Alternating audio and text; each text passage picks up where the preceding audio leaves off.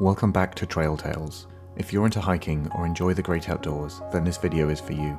With this channel, we seek to inspire you by bringing you along on epic hikes we've discovered on our travels. To see more like this, please consider subscribing, and if you enjoyed the video, leave a like and a comment below. In this video, we're excited to show you the very first Via Ferrata we'd ever done. It was a great experience and a perfect introduction for beginners like us. This time, we're climbing Mount Lagazuoi. Located in the Dolomites in northeastern Italy, this mountain is an authentic adventurous playground with many hiking trails, via ferratas for all skill levels, and a stupendous scenery to boot. If you've not visited the Dolomites, they should be high on your bucket list. They're home to some really striking and surprising scenery, vast valleys, magnificent alpine meadows, and picturesque peaks protruding in formations you've never seen before. Our planned route was a 6.5 kilometer loop ascending the southern face of the Sentiero Kaiserjäger via Ferrata. While this is not a long hike, we were going to climb from 2,250 meters altitude up to the summit at 2,835 meters. We'd planned to take the cable car down, but as you'll see in the video, serendipity changed things for us. We kicked off our hike at the Falzarego Pass parking lot. We are about to embark on a 600 meter ascent of Mount Lagazuoi here in the Italian Dolomites. We'll be taking the Via Ferrata for some of it, which means we'll need a harness and a helmet, which we rented from the cable car station.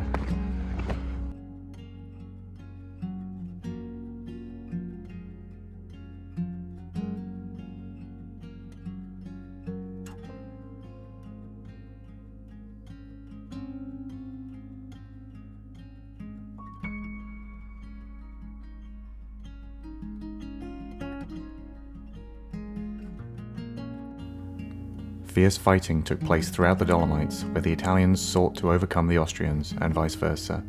It was a tumultuous time of territorial expansion and appalling violence. In an attempt to gain an advantage, both sides dug trenches, carved out machine gun nests all over the Alps, but they were particularly prominent on this mountain. This right here is our first World War I trench on this hike. We almost accidentally walked over it, but it's smaller than I expected. On Lagazuoi alone, it is estimated that there are around 6,000 meters or 20,000 feet of these trenches. Today they are maintained as part of the Open Air Museum.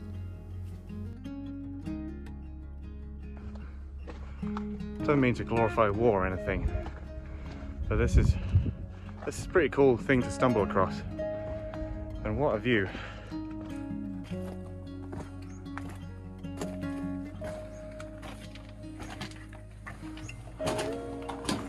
So these little caves have been here for just over 100 years, where the Italians were hiding out, waiting for the Austrians. The Via Ferrata we would be climbing was named after the elite Austrian military unit who built it, the Kaiserjäger. The path up to the start of the Kaiserjäger Via Ferrata was very steep, and all of the trenches and caves that we stumbled across gave us welcome respite and a break to catch our breath before continuing. Since South Tyrol became part of Italy, a movement formed demanding autonomy for the region to pursue and preserve its own linguistic and cultural identity, and in 1948 it was finally granted and has since been a self-governing province. The mountains form a large part of their heritage, so they are well preserved and kept open and accessible for all who wish to enjoy them. Okay, so we've gained 350 meters in elevation. Now it's time to get our harnesses and helmets on and do some real climbing. For those who don't know, a Via Ferrata, which translates as Iron Road, is a trail that is quite literally nailed to the side of the mountain. Metal cables are fastened to the mountain, and using a pair of carabiners attached to a harness, keen climbers can safely traverse trails that would otherwise be too risky or impossible to do otherwise.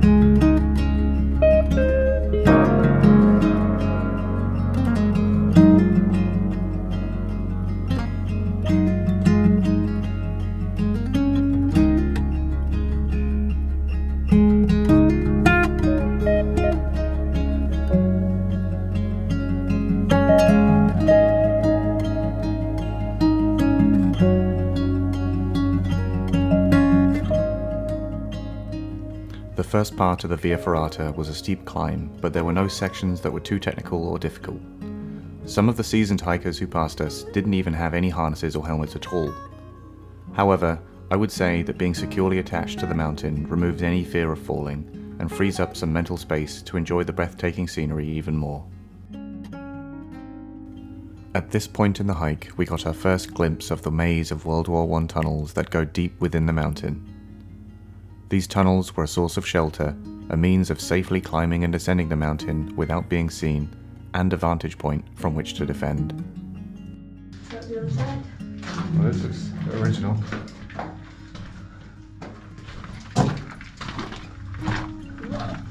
Whoa!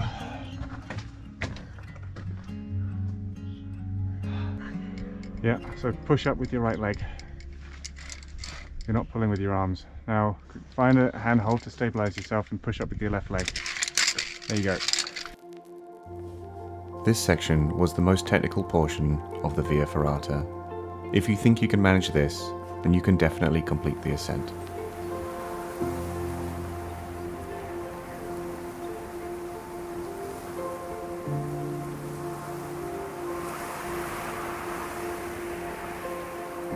Really? 400 meters up.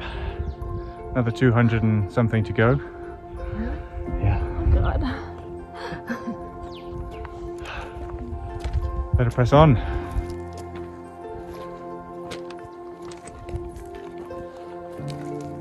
The last 200 meters ascent did involve some scrambling and a couple more sections where both helmet and harness were necessary. The steep sides afforded us an unfettered view over everything, and a refreshing gentle breeze cooled us down. As we neared the summit, the path flattened out and we saw more people on the trail. 650 meters vertical later, we made it to the summit and were greeted with quite an incredible view. We just stood in silence for a little bit, taking it all in, listening to all the other hikers get there and go, whoa! And similar noises.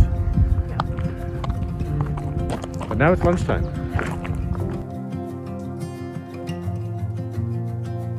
We stopped for lunch for a good 45 minutes to rest and take in the breathtaking scenery.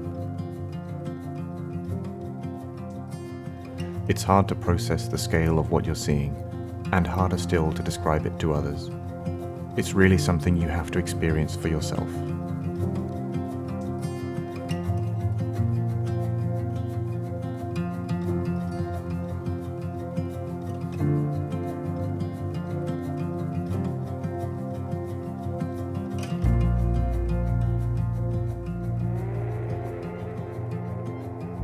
While we had originally planned to take the cable car down, once we saw the open-air museum and all the tunnels and history there was to explore, we quickly changed our minds.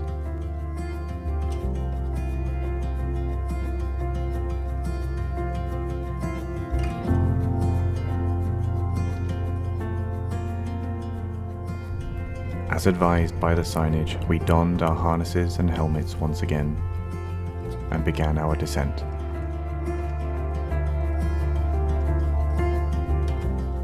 It wasn't long before we entered the first tunnel. A small, unassuming wooden door affixed to the side of the mountain was our portal to the maze of underground passageways. As we descended, so did the darkness. Only our head torches pierced the pitch black. Navigating the steep staircase was tricky. With no real reference points to tell up from down, it was hard to maintain balance, but a handrail helped us stay upright.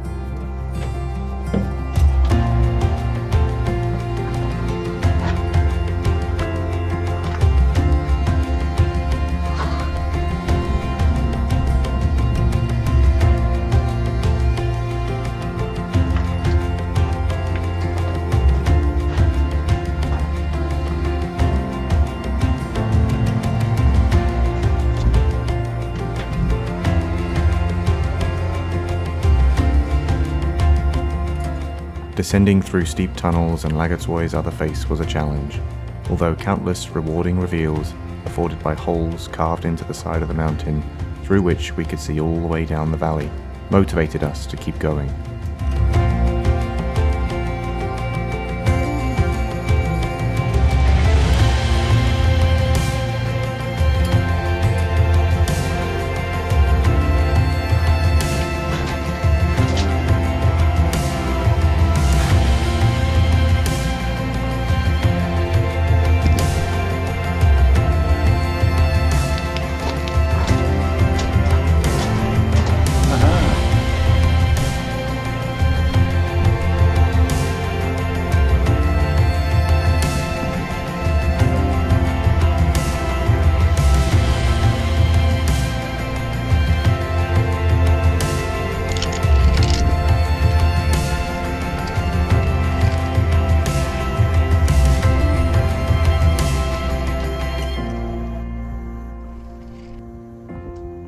out the tunnels, maybe half a kilometer, half a mile to go. Still got quite a lot of elevation to lose, but at least it's stopped raining for now. I don't want to tempt fate. At this point in the hike, we were very tired, and while our weary legs wavered, the end was in sight. With a thunderstorm coming, we were very motivated to make it there quickly. On reflection, this is one of our absolute favourite hikes. The scenery, the challenge, and the novelty of the Via Ferrata, coupled with all of the history to explore, made it absolutely stellar.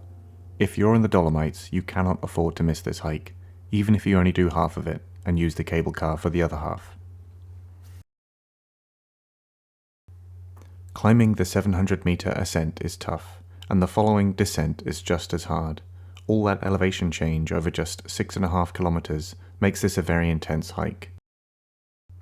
But don't let that put you off. There are easier ways to see this mountain, and it will be extremely rewarding however you decide to see the summit. I hope we've inspired you to visit Lagazuoi. Thank you so much for watching. If you enjoyed this video and want to support the channel, please consider leaving a comment, clicking the like button, and sharing this video with someone in your life who enjoys the great outdoors. And if you'd like to see more hiking guides like this, subscribe and click the bell so you're notified when the next video comes out.